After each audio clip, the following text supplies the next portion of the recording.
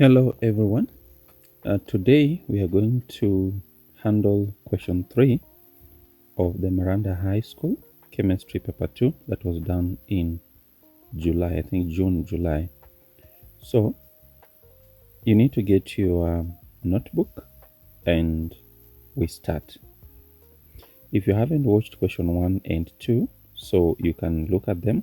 Question 1 was on periodic table and question 2 was on organic chemistry. So let's go to question 3.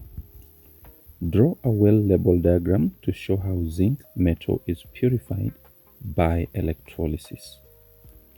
So we have impure zinc, we have pure zinc, and then you were to be awarded a half a mark for drawing the cathode and indicating it, an anode by indicating an impure zinc, and then drawing a cathode by indicating a pure zinc, and then indicate the electrolyte, which is zinc ions, and then indicate down there some anode mud because it's undergoing electrolysis.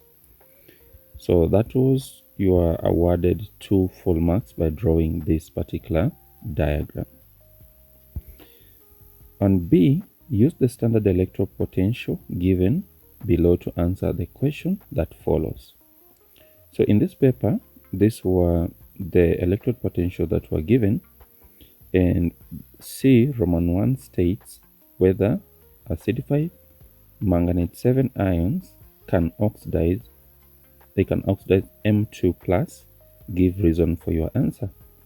So the answer that was agreed here was yes, manganate 7 ion has a more positive electrode potential value.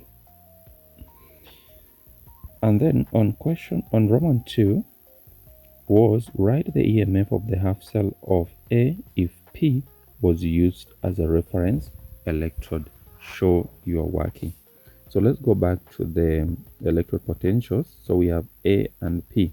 So we have to write the e.m.f of A. You have to write an e.m.f of A and P.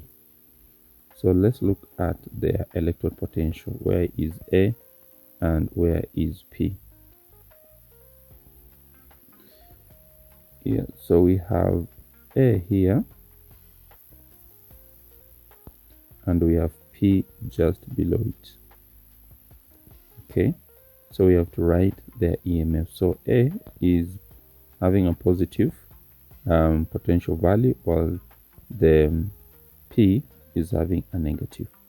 So when you're writing the electrode potential, you take the one, you start with E is equals to, most of the time we usually write E is equals to E reduced minus E oxidized. So here, the one that will be undergoing reduction will be the one with a positive value. So sometimes I usually tell students write here positive and just write here negative. So you get the answer to that. So we'll start with 0 plus 0.34, then minus 0.23. So what you get there is 0.57 volts. So here you are to get a half a mark for just indicating here, and also half a mark for the answers, for the correct answer. Roman 2, select 2 half cell which will produce the highest e.m.f when combined. So for this case, you take the most positive and the most negative. Then it will give you the highest e.m.f. So for this case, let's go to the electrode potential table. So here, which is the most positive value is this one. Which is the most negative is this one. So it will be P and T. Those are the two that will give you the highest electrode potential value. So here they have given us T and P. T and P. So draw a well-labeled diagram of electrochemical cell formed when the half cell named above are combined. So you'll indicate them. So we'll have P this side and you'll have T the other side. So and this is the diagram that you need to indicate by using a platinum at 1 atmosphere and condition of 25 degrees Celsius. Then you are using a platinum rod. Here we use a platinum rod for the one that's undergoing oxidation. So that is it. So you are to get a half a mark by just drawing the drawing the anode. You get another half a mark here. You get a half a mark for the salt bridge. You get a half a mark for indicating 1 m of T, and also this one indicating the voltage, and I've also said that one. So by indicating that, you get all the 3 full marks. That is the point where they were looking for the marking points. E. Calculate the e.m.f. of the electrochemical cell above. Calculate the e.m.f. of the electrochemical cell above. I've said if you want to write, to get it very easily, you just say E is equals to E positive minus E negative. Positive. I don't know why negative is in my mouth. So E positive, the one that has the positive value, then minus the one that has a negative. Why am I confusing myself? Let me start. So you start with E is equals to E positive minus E negative. Yeah.